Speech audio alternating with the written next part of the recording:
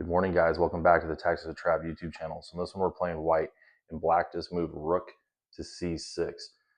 So before we dive deep into this problem, let's do material count first. So I have a pawn, 2 rooks, and a knight, and black has a queen and a rook. So technically, we're down material with 13 points. Black has 15, but we do have 3 pieces, and sometimes 2 rooks, or a lot of times 2 rooks give a queen major fits.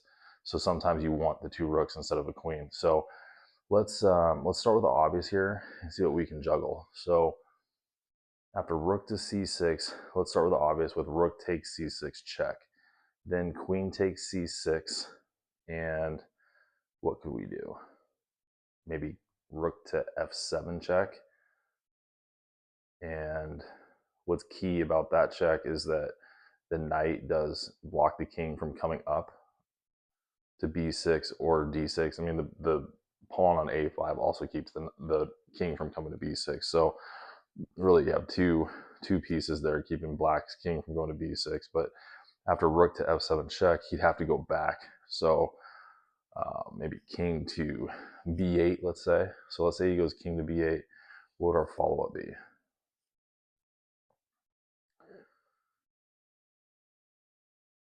Maybe if he went king b8 after that, we could go knight to d7 check. And then king to... Never mind, that doesn't work because our knight, that's the wrong knight move. The knight's back here on c4. Let's start from the top again. I think that's already a little bit discombobulated. So rook takes c6 check, queen takes c6, rook to f7 check. And if king to b8, and he could also go to c8 or d8. So we have to consider all 3 of those if we go down this path. So if he goes king b8, then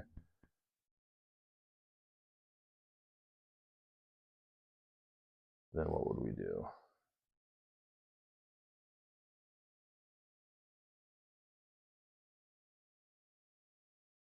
We try checking him again with rook to f8 check. And in that case, he's going to come back. He would actually be forced to come back to, well, no, he's not. He could go to b7 or c7. So let's say he goes to b7. If he goes to b7, then we could go a6 check. I wonder if that does anything. A6 check.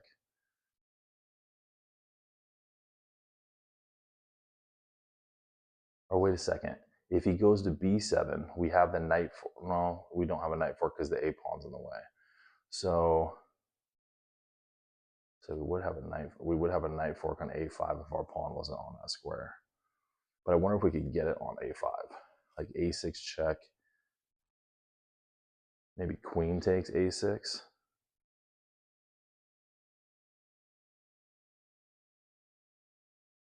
And now knight to a5 check.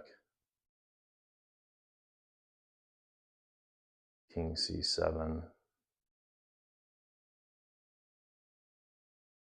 Rook to f7 check. Rook to f7 check's key because now the king can't go anywhere on the 6th rank. Because if he does, the queen's gonna get skewered back on a6. So, like, let's say he went to d6 or c6, then the rook's coming back to f6 with check, and then black queen is lost. And our knight's protected by the king. So we don't have to worry about losing our knight. We're gonna win. So let's look at that line again. We have rook takes c6 check, queen takes c6, rook to f7 check, king b7, rook to f8 check, king to b7, a6 check, queen takes a6 is what we considered. Now knight to a5 check.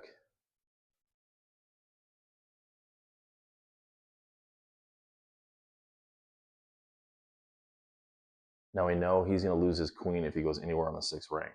So let's say that he doesn't fall for that and he goes back to like B8 or C8. What do we do there? So let's say he goes back to B8. Well, then we could go rook to B7 check. Because remember, now that rook's defended by the knight that's on A5 now. And then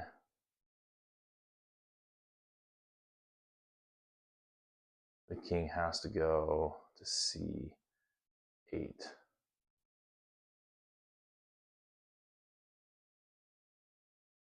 What would our follow be there, though? I think we lose him. Like, we don't have any good follow-ups after that.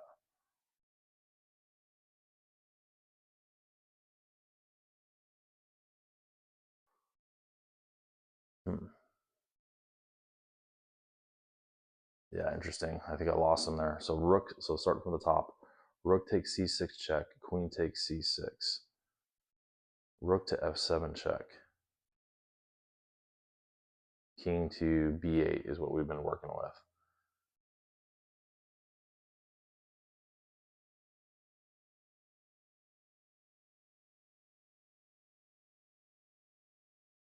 Rook to F8 check.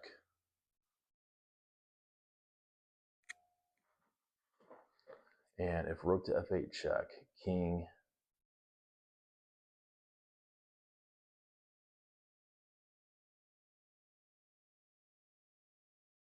goes to B7 is what we've been working with. And then we were trying a deflection move with A6 check.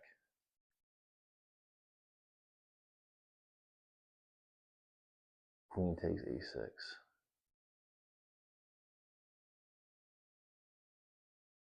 Rook to F7 check. King B8.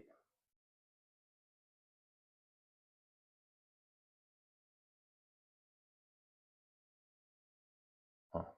You know, the thing about that too that I don't like is that he doesn't have to take back with the queen either on A6. After we throw in A6, he could just take king takes A6. I'm not sure if the fall would work because of that. So starting from the top, if we have rook takes C6 check, queen takes C6, rook to F7 check, king to B8, rook to F8 check, king to B7, A6 check, could be met with king takes A6. I'm not sure if we have any good follow-ups there. It doesn't look like we do.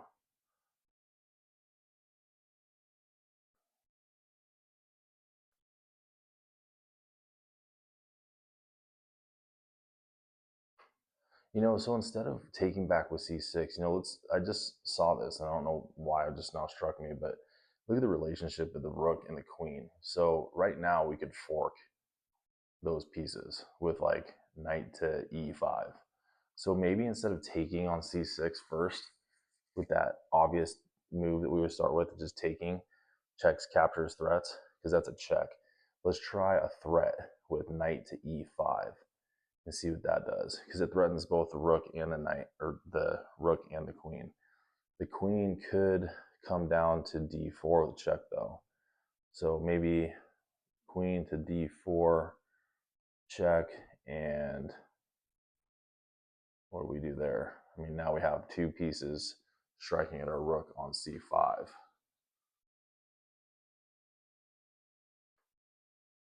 Maybe that's why we don't want to go knight E5, because you have to deal with queen to D4 check, and then you lose your rook.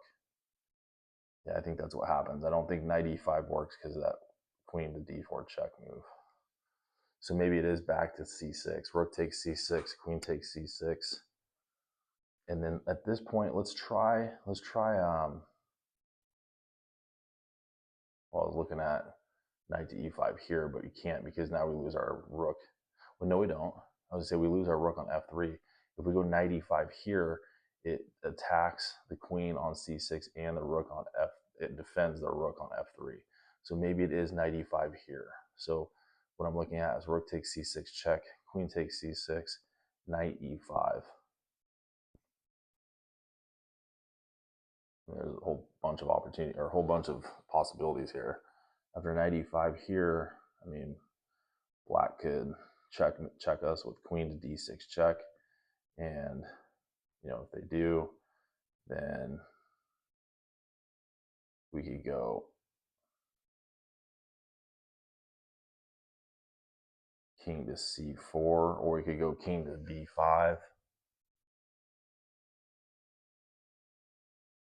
Then he has a6 check.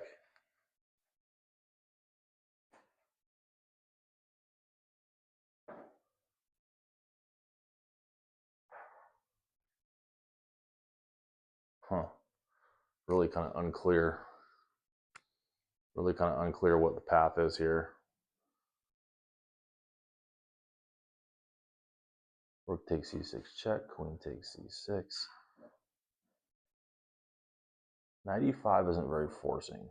We kind of go back to what's forcing, like what makes the other opponent, our opponent, do what we need them or want them to do. Which leads me right back to rook f7 check. Rook f7 check.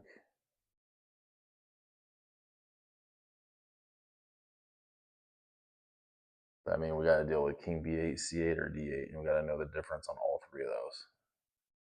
This is a tough puzzle, guys.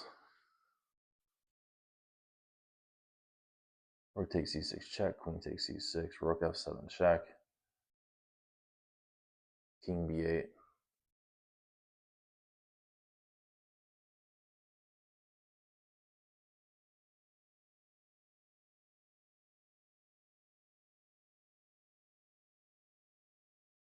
Huh.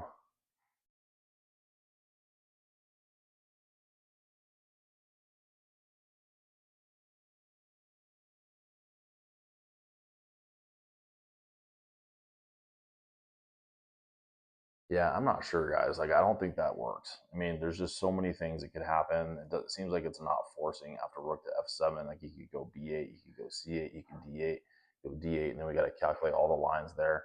Like, there's got to be something simpler.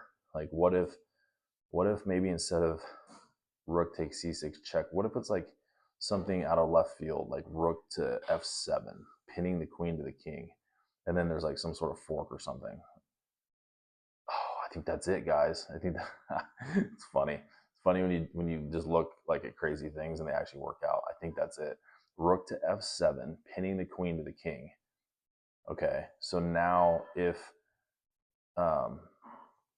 queen takes f7, then we have rook takes c6 check, king takes c6, knight to e5 check, forking the king and the queen.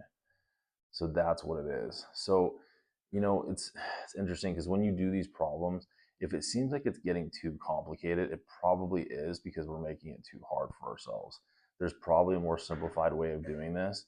And that's in what my telltale sign was, is that king to b8 or c8 and d8 and having to calculate all these different lines, like that's just not forcing enough for one thing. Like there's too many options for your opponent, which led me back to simplifying it. Like let's come up with a better way to do this. So rook f7, queen takes f7, rook takes c6 check, king takes c6, knight e5 check, forking the king and queen. And then we win the queen on f7. So let's just make sure this is ironclad first before we move it, because if rook to f7 check, or rook to f7, it's not check. He could take our rook first with rook takes c5. And we're not in a rush. Like we can just take back with the king, because, or are we? I say king, queen, rook takes c5, king takes c5, then queen takes f7 is a real problem. So we would have to take back first with the rook. So rook takes c5. So starting from the top, rook to f7, and so black sees the fork threat. So he takes first, rook takes c5. Now we have to go rook takes d7 check, king takes d7, and then king takes c5. So that's the order that in which we need to take if black sees the fork threat and tries to get clever and take our rook out first, hoping for me to fall for that first continuation that I almost did with king takes c5, because then the queen could just take our rook on f7. So here's the first line. It's rook to f7, queen takes f7, rook takes c6 check, king takes c6, and knight to e5 check, winning the queen. Now, if he doesn't do that, it's going to go this way. Rook to f7, rook takes c5, rook takes d7 check, king takes d7, and king takes c5. So that's the second line. So let's just go ahead and do it now that we finally figured it out. Rook to f7, queen took here. Let's see what chess.com. Okay, so now we're going to take with our rook here. The king goes back.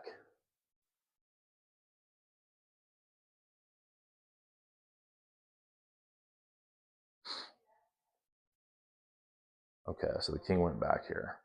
So not a problem because we have rook to c8 check, forcing the issue. Because now if the king comes to, say, d7, then we have knight to e5 still forking the king and queen. And if king takes c8, we have knight to d6 forking the king and queen. So we're going to force the issue. And if he goes to e7, then we have rook to c7 winning the queen that way. So rook to c8 check has got to be the move. Yep, he took here, and now we're going to go with the fork here.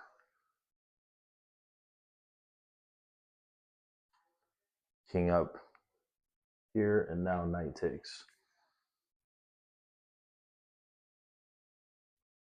Oof. That's right. Well played. That was a long one, guys. That was a tough one.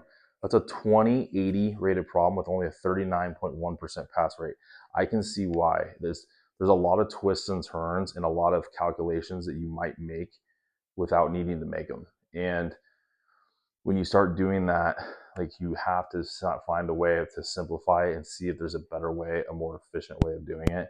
And that was my telltale sign. I was like, all these options should not be available to my opponent. When puzzles are done right, they're usually forcing. There's usually only one way for your opponent to move, maybe two. So anyway, guys, good puzzle. Moving on to the next.